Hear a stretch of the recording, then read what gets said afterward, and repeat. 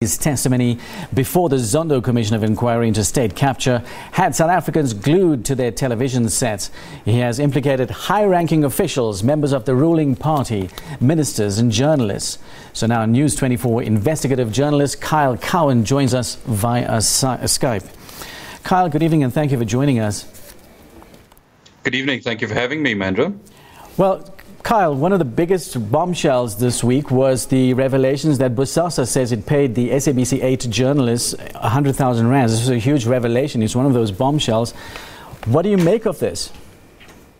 Well, just a slight correction. Mr. Agrizzi actually never said that. It was a media report by Times Live based on an email that they had seen, purportedly sent by Mr. Agrizzi to some other staff members at Bosasa. SANEF has come out. SANEF actually ran the crowdfunding campaign after Mr. Adrian Basson started it. They've come out to categorically deny that Bosasa or any person linked to Bosasa actually donated any money to that campaign for the SABC 8. The SABC 8 journalists themselves have come out to distance themselves from these reports. And I think it's very clear that this is just part of sort of the PR and social media disinformation fight back from those aligned to Bosasa. So what about the other bombshells that came out this week? What stood out for you? I think, Mandra, one of the biggest things and what we really need to focus on is the allegation Mr. Agrizzi made that senior National Prosecuting Authority officials were bribed, namely advocates Nomgcobo Jiba and Lawrence Mkhwebi. I think this is a very, very important allegation that needs to be followed to the full extent. I think we need every single investigative resource that we can to determine this, because essentially if his allegation is true, this proves that since 2011, this company managed to undermine the course of law and essentially placed themselves above, sort of the normal arm of the law. You or I committing these crimes, we would be sent to jail. But if we were willing and able to bribe someone by paying them 100,000 rand a month, which would in itself be a crime, and get away with it for so long, I think it's a very, very serious issue. I think we do need to look deeper into that. Jiba and Mkhwebi have both obviously denied receiving any cash. They've denied ever meeting with anyone from Bosasa. But I think it's a very, very serious allegation, a very shocking allegation, and that leads us right into sort of the allegations surrounding former President Jacob Zuma, which are also starting to come out now. And there was this bombshell recording played on Thursday where Mr. Watson, the CEO of Bosasa, actually plans what he's going to say to Zuma. And also, this surrounds this NPA investigation. And the picture that we are given from listening to that recording is that he wanted the former president to help him and to interfere with the NPA investigation. Now, what else stood out for you? There's been quite a lot, but I think one of the main sort of themes that have emerged is from the very beginning, Bosasa was a company that had no scruples. It was a company run by people who had no qualms paying bribes, buying meat packs and cold drinks and beer and whiskey to sort of curry favor with people in influential positions. Right at the very beginning, we heard evidence that in 1999 and 2000, Mr. Agrizzi was an eyewitness to union officials at mines being bribed in this manner, so that the union affiliated workers would go on strike to sort of force the management of the mine to award a contract to what Bosasa was known as then as Diambu Holdings. And I think this is very important. It shows us the culture that was developed at Bosasa. It shows us how this company came to be in a position where it started paying bribes to correctional services officials in exchange for more than R1 billion worth of tenders in the space of just 4 years. And Bosasa then actually was operating under the radar. There were very few instances where their names were brought up in the media, but they managed to maintain that under the radar status. That's very right. The current editor of News 24, Adrian Basson, at that stage he worked for the Mail and Guardian, and later he would go to Beeld and City Press and News 24 and to continue to report on Bosasa. And in the early days, it was really only the Mail and Guardian team. It was sort of the original investigative unit back then, and it was Adrian and Karine du Plessis, whose name also stands out in the early days of Bosasa reporting. And as a result of their reportage, which was truly quite excellent back then, considering the limited scope of knowledge that they had into the company and that they had to really scratch for every piece of information. And that reportage led to an investigation by the Special Investigating Unit. And it is that report that essentially caused Bosasa to be in a position where they needed to bribe NPA officials to stay out of jail. The report is exceptionally thorough. It detailed the improper and corrupt relationship between Bosasa and Mr. Patrick Gillingham and Mr. Linda M.T., the former correctional services officials.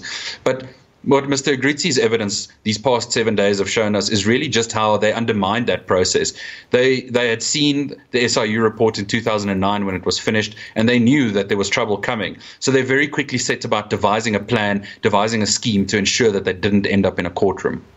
Now, it seems that Bosasa had developed a highly sophisticated culture of corruptibility. It was so fine-tuned, and this is what emerged as a theme this week. You're very right. I think it's something that we do have to look at quite deeper. It's very strange, don't you think? I mean, can you imagine having a conversation with a government official? How do you start a conversation about paying this person a bribe if you're a businessman? That is one of the hurdles that, in my mind, I just would never be able to cross. What if this person wasn't willing to accept a bribe and I was arrested on the spot? You know, so this shows you the level of arrogance, the level of we believe we're untouchable that was going around among these people, to actually sit down with people. And Mr. Agrizzi even testified how when they struggled to get to people at correctional services, influential people, they actually came up with more plans, and they went to people who knew this person to sort of then try and figure out a way that they could just get around a table with this person so that they could bring them into this corrupt network. And Mr. Agrizzi very, very famously actually said even the Pope would have been corrupted, and I think that is exceptionally telling. Absolutely. So this culture of sophisticated and very fine-tuned corruptibility, led to the obstruction of law, the obstruction of justice. Very much so, and I think this is a question I also put to the ANC's national spokesperson Zizi Kodwa. I think this is a sign of the times for them, isn't it? As much as they would like to try and distance the party from sort of what has been going on at the commission and that sort of thing, it is really an indication on the caliber of people that they place into leadership positions and into positions of influence in government.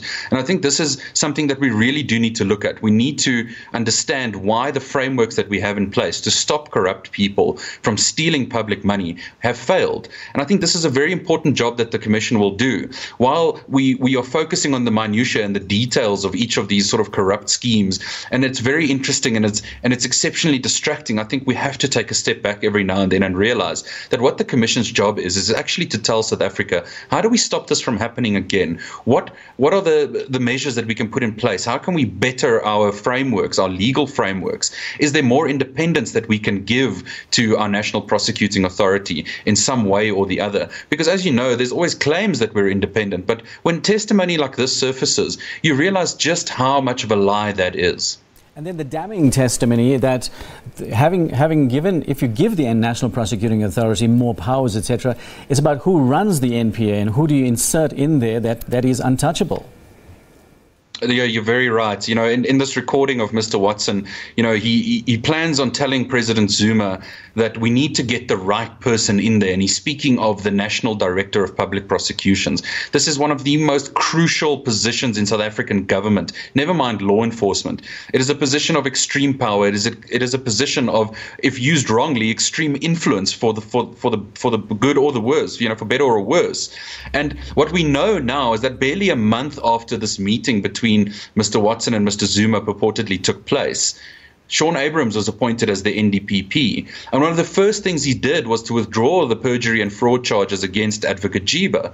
And both of them will say, oh, but we weren't doing it to protect anyone. But it's very circumstantial.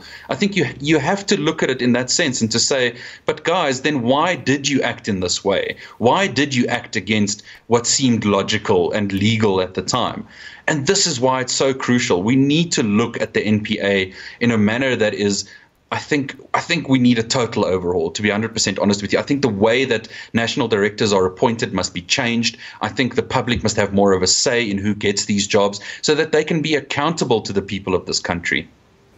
Well, thank you very much indeed. Yes, you're absolutely right. We have to cleanse these institutions, especially the NPA.